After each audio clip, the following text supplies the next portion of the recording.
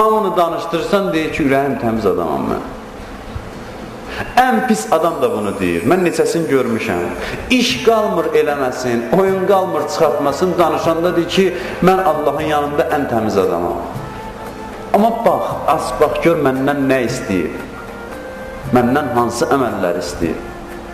Bu ürəyi təmizliyin bir əlaməti var ya yox. Bu ürəyi təmizliyin gəlir bir əlaməti olar. İxlas.biz Bilsən, müsəlman ya xristiyan, baxırsan əməlləri ikisi də eynidir.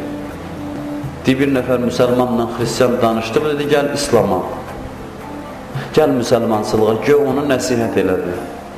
Sonra getdilər, içki məclisində ikisi də oturdu, içdilər. Donuz əti ikisi də yedilər. Haram əməllər ikisi də elədilər. Xristiyan baxdı, dedi ki, mən də sənin kimi müsəlmanam. Heç fərqi yoxdur da elə, sənlə mənim heç fərqim yoxdur. Sənin müsəlmancılığın haradadır?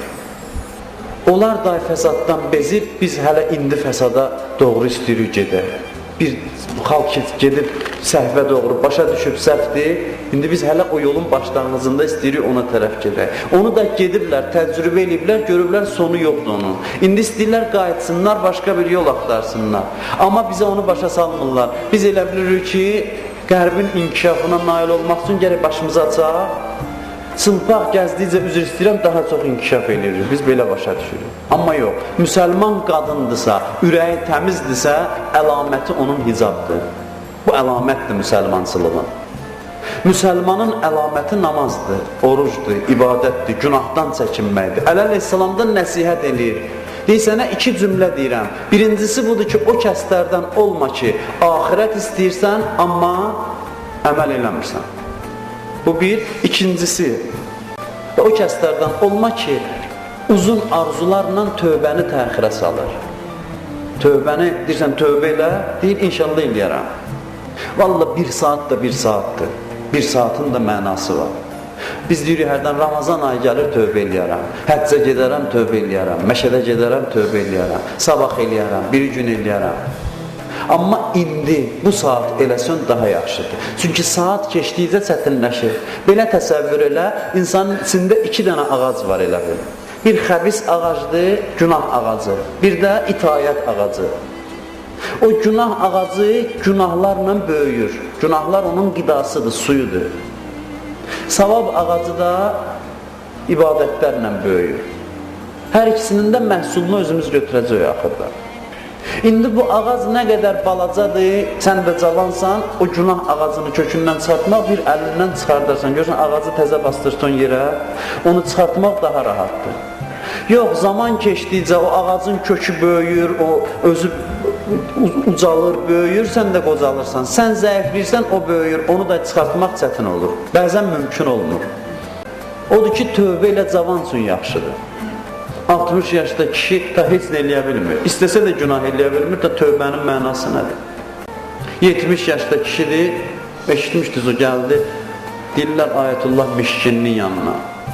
Deyim, mən ömrü boyu zurna çalmışam, cəmaat oynayıb. İndi gəlmişəm, tövbə eləyəm. Ay Mişkini deyir, hələ bir çal zurnanı görüm çala bilirsən. Gördü ki, dişləri tökülüb, çala bilmir. Deyir də, zurna çala bilməyəndən sonra tövbənin mənası nədir? Da bunu eləyə bilmirsən onsuz da. Bir halda ki, insan günahı eləyə bilmir, 90 yaşda kişidir, 100 dəfə desin tövbə, o tövbənin o qədər mənası yoxdur. Heç o tövbə halını əldə eləyə bilməz. Tövbənin mənası o zaman olur ki, insan cavandır. İnsan günaha tərəf gedə bilər. Tövbə eləyir, hər biriniz gedin təcrübə eləyin. Bunu xüsusən gənclərə mən deyirəm. Heç bir axundun mollanın yanına da getmək lazımdır tövbə üçün. Bəzilər deyir ki, tövbə üçün ki, mərasim qurasan, gedəsən filan məscidə, gətirib Quran qoyalar, cəmaat da baxa, oturasan, hamının huzurunda tövbə eləsən, bu qətiyyən düzgün işdir. Ümumiyyətlə, insan günahını kiminsə yanında deməməlidir. Günahın özü bir günahdır, başqasına danışmaq özündən də böyük günahdır. İnsan günahdan tövbə eləmək istəyirsə, otursun xəlvət, 2 rükət namaz qılsın. Bacarırsa göz yaşı ilə əlini Allahın dərgahına qaldırsın, desin, Allah məni bağışla. Mən də bu günahı eləməyəcəm. Çünki Allah çağırır, la təqnətu min rəhmətillah. İnnəllaha yəğfiruz-zunubə cəmi'a. Ey möminlər, Allahın rəhmətindən naümid olmayın, çünki o günahları bağışlayandır. O bütün günahları bağışlayar. Gedin təcrübə eləyin, xalis niyyətlə tövbə eləyin, bir gün o tövbəyə riayət eləyin, hələ çox demirəm. O bir gün ərzində baxın, görün ibadətləriniz necə dəyişir, halınız necə dəyişir. O bir gün ərzində. Biz tövbə eləməyib namaz qılırıq deyə bizim namazımızın ləzzəti yoxdur.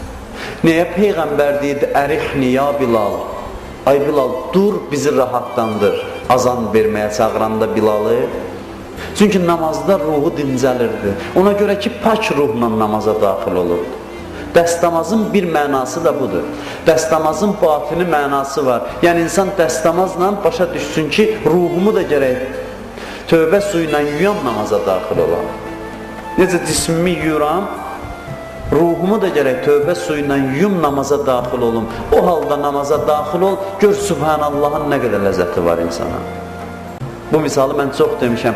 Ən dadlı yeməyi xəstə adamın qabağına qoy, ürəyi bulanır, yeyə bilmir. Ən dadlı, ləziz yeməyi.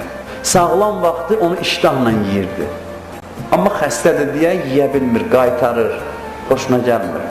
İbadət də ruhun qidasıdır. Ruhu sağlam adamlar ləzzətlə yeyir onu.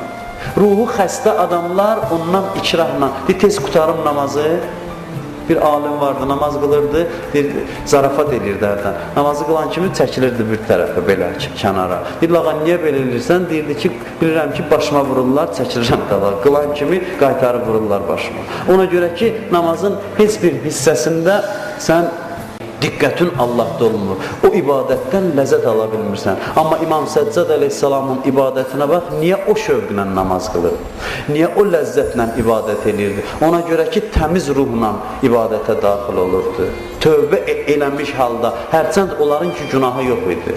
Amma İmam Səccad elə ağlayır, mən böyük günah eləyə heç o qədər vecim olmur.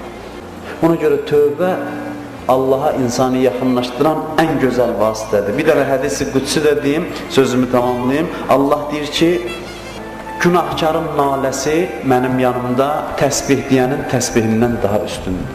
Bir günahkar insan göz yaşı tökürsə, Allaha yönəlirsə, ağlayırsa, bu göz yaşının qiyməti Subhanallahdan daha fəzilətlidir mənim üçün. Çünki Allah xoşlayır, insanın halında dəyişiklik olar. Ona görə Həzrəti Musa dedi, ay aləm, alimlərin Rəbbi. Allah dedi, ləbbeyk. Dedi, ay abidlərin Rəbbi. Allah dedi, ləbbeyk. Axırda dedi, ay günahkarların Rəbbi. Deyir, nida gəldi 3 dəfə, ləbbeyk, ləbbeyk, ləbbeyk. Həzrəti Musa soruşdu ki, ilahi, niyə alimlərin Rəbbi dedim? Bir dəfə cavab verdim. Abidlərin Rəbbi dedim, bir dəfə cavab verdin. Amma günahkarların Rəbbi deyəndə 3 dəfə cavab verdin. Allah buyurdu ki, alimin elmi var, abidin isə ibadəti.